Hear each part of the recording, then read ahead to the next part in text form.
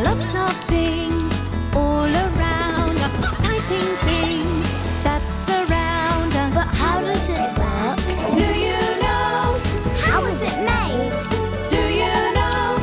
Things that go up, things that go down, things that go pop, things that go round, with special cameras to show you inside. It's going to be a big surprise. But how does it work?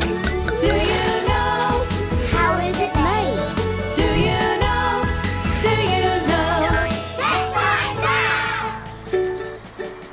Hello, I'm Maddie, and today I'm going for a drive in the car. Do you like going in the car? It's fun, isn't it?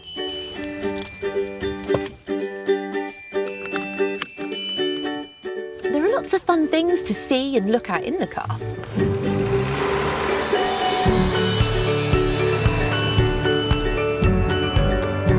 As well as cars, there are buses, lorries and motorbikes, and signs on the roadside that tell us where to go.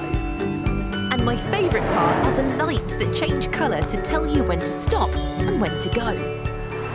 Do you know what they're called? That's right, they're called traffic lights. But do you know how traffic lights work? Let's find out. How does it work? Traffic lights! Traffic lights are used to control traffic, like cars and buses at junctions. A junction is where two or more roads meet. Here, there's 4 roads that meet together and lots of different lanes, so it can get quite noisy. Traffic lights are important because they help traffic all travel in different directions through a junction safely. They do that by telling the traffic when to stop and when it's safe to go. Do you know what colour means stop? That's right, it's red. Can you see? The traffic light is red now. But what do you think happens next? It's changing colour. Look, the traffic light turned green, and green means that it's safe to go. And there, off goes the traffic. But did you notice another colour? That's right, in between the red and the green, there's an amber light. The amber light tells you to get ready to stop or get ready to go. So how do the traffic lights change to keep the traffic flowing so that all the cars can get to where they're going? Come with me. This is a traffic control centre, and it's where traffic lights are controlled and monitored in a city centre. Look at all of these screens showing roads and traffic lights and junctions. It's so busy, and there are so many roads. Traffic lights are controlled by computers, and the computer tells each traffic light how long it needs to be red, when to change to amber, and how long it needs to be green. It's called the traffic lights cycle. But what is a traffic light cycle, and how does it work? I think we need to take a closer look. At a junction, there is a set of traffic lights for each road. The roads coming from the left and right see a red light, so they have to wait. Traffic coming from the top and bottom roads see a green light at the same time. That means it's safe for them to go. The traffic can go straight ahead or turn left. It can also turn right, but it has to wait until the traffic coming in the opposite direction has passed and it's safe to turn. Next, the lights on the roads going from the top to bottom turn amber, then red to make the traffic stop. Then the cars travelling on the road going across see red and amber, then turn to green, so it's their turn to go.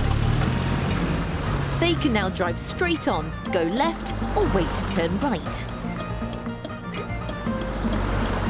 And the whole cycle starts again to keep the traffic flowing nicely all day long. Wow, it's really clever, isn't it? Shall we see how a junction works from up high? I've got my special steady camera, and a steady camera means that the picture will be smooth and steady even when I put the camera high in the air.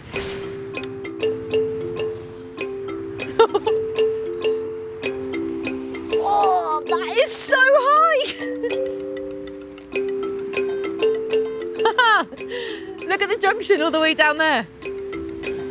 Can you see the traffic moving up and down the road? That's because their traffic light is on green. Ah, now look. The traffic going up and down has now stopped because their traffic light has turned red. So now it's the turn of the traffic going across the junction. That means their light has turned from red to red and amber and then green. Away they go. That was brilliant. Now let's have a go at driving through the junction. First, I'm going to drive straight on across the junction. I've put a special camera on the front of the car so we can see more clearly. The lights have turned red, which means we need to stop. And now the lights are green, which means I can go ahead safely.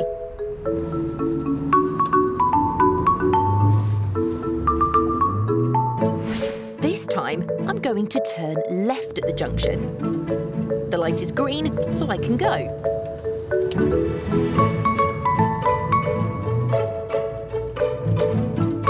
Okay, last go.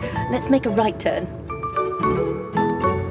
Remember, before turning right, I have to wait until there's no traffic coming from the opposite direction.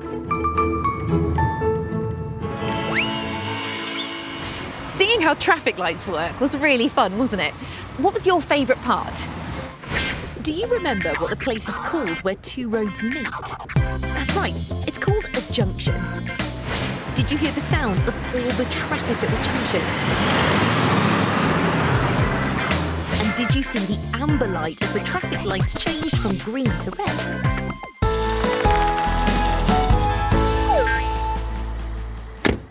There are lots of different types of lights on roads though, aren't there? Can you think of any? What about headlights on a car like this? There are also street lights that help us to see when it gets dark. And emergency warning lights on top of fire engines, ambulances and police cars. Emergency warning lights, like the ones on this police car, are really important because they tell people on the roads that the police might be travelling fast or are on their way to an emergency. When they're switched on, they flash really brightly, like that. But do you know how emergency warning lights are made? Let's find out. How is it made? Emergency lights. To make the lights for our police car, we have to come to a place like this. An emergency warning lights factory. Before emergency warning lights are made, they have to be designed using a computer program. Once the computer has the right design, it creates a list of parts needed to make the lights, and that gets sent to this, an electronic handset. And on the screen, it tells us where they're kept in this massive storeroom. So, what do we need? We need lots of little lights called LED lights, and these do all of the flashing. And then we need a circuit board, and a circuit board controls when and how often the lights flash. And to connect the lights to the circuit board, we need lots of colourful cables. And then we're going to need some of these. These are called lenses. They act a little bit like a lid for the lights. And finally, to put everything together, we need lots and lots of screws.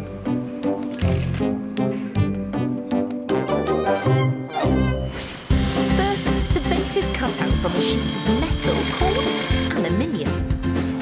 This is then put with all of the parts onto a mini train until it reaches the workstation. And this is where the emergency warning light is put together. And this is Mick. He's going to be making one for us today. First, Mick gets the base ready and starts to assemble the parts. Next, Mick screws all of the LED flashing lights into the right place using something called a pneumatic screwdriver. Can you hear the sound of the pneumatic screwdriver? What do you think it sounds like? I think it sounds angry.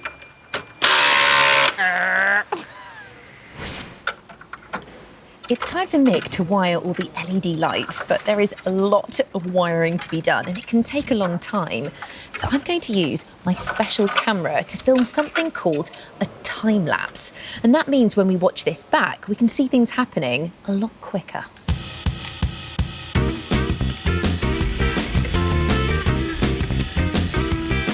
There are 15 different cables to put in. I think they look a bit like colourful spaghetti. Wasn't that brilliant? Now all the cables are in place, it's time to plug in the circuit boards.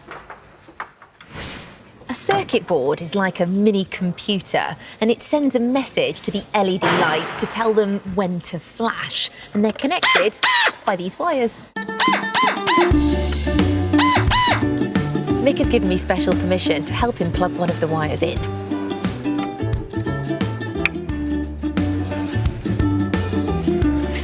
We're nearly finished. Just need to put the lenses on the top, like a lid.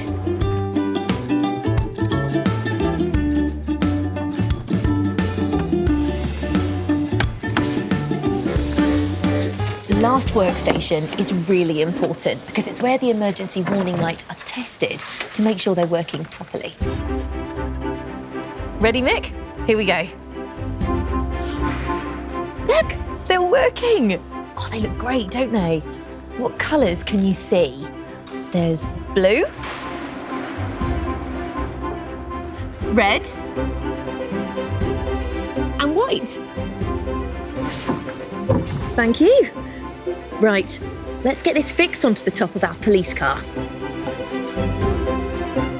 The lights have to be screwed in place and then wired into the police car's electrics. In total, it takes about 7 hours.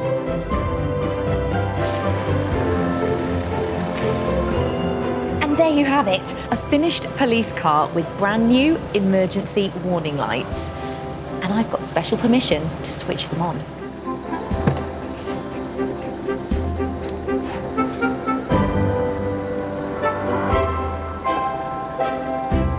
Wow, looks like everything's working properly. Don't they look brilliant? I loved seeing how emergency warning lights are made from all those small parts. What was your favourite bit?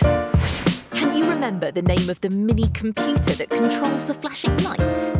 That's right, it's called a circuit board. Did you hear the buzzing sound the pneumatic screwdriver made? And did you see what colours the emergency lights were? They were blue, red, and white.